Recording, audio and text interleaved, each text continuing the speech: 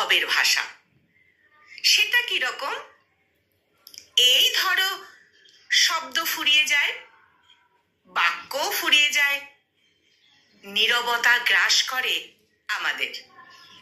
তবুও তুমি যাকে ভালোবাসো তাকে অনুভব থেকে দূর করা যায় না।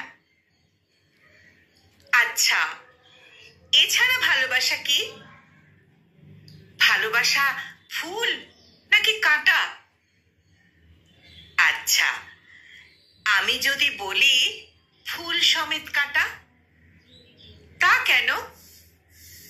কারণ ভালোবাসলে মানুষ যেমন নিজেকে সবচেয়ে সুখী মনে করে, ঠিক তেমনি ওই মানুষটার বলা ছোট্ট কথাতেই আবার আঘাত পায়।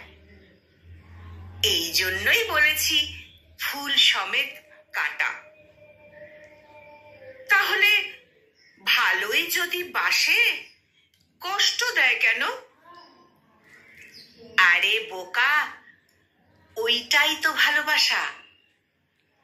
এই ধরো, তোমার সব থেকে প্রিয় পুতুলটা, সেই পুতুলটা নিয়ে যদি অন্য কেউ খেলা করে, তোমার কষ্ট লাগবে না?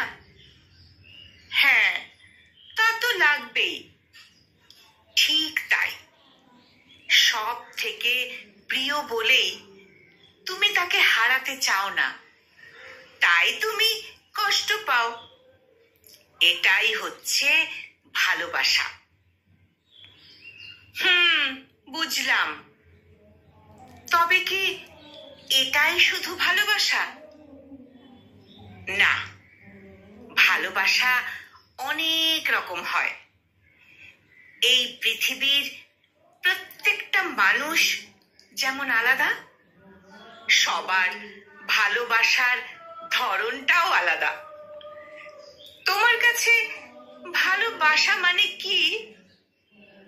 ওই যে বললাম, শব্দ ফুরিয়ে গেলে অনুভবে আপন করা।